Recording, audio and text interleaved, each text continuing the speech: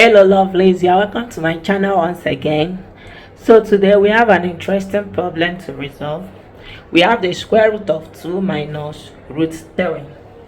So for us to begin,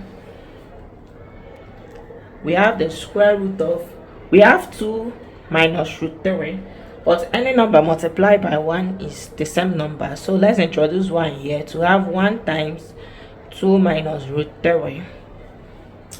So from here, 1 is the same as 2 over 2. So we'll be replacing this 1 with this to have the square root of 2 over 2 times 2 minus root 3. So this can be rewritten as 2 times 2 minus root 3 all over 2.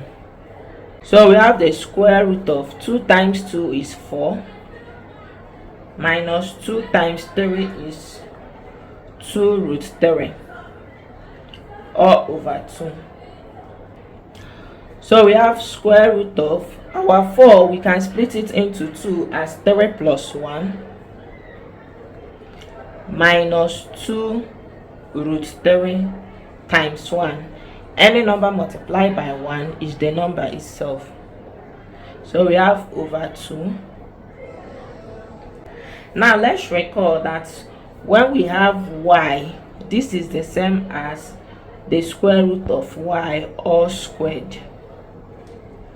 So from here, we can have the square root of our 3 becomes square root of 3 all squared plus 1 all squared minus 2 root 3 times 1 all over these 2. We'll rewrite it as this as well to have square root of 2 all squared. So let's recall that a squared plus b squared minus 2ab is equal to a minus b all squared. So applying this here, we can now have the square root of root 3 minus 1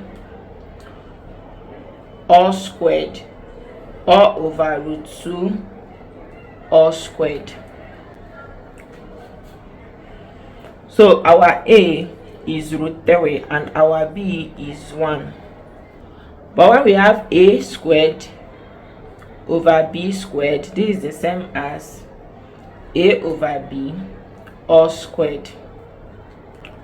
So this expression will become the square root of root 3 minus 1 all over root 2 all squared. So when this cancel this, we have root 3 minus 1 over root 2. Now from here we can rationalize.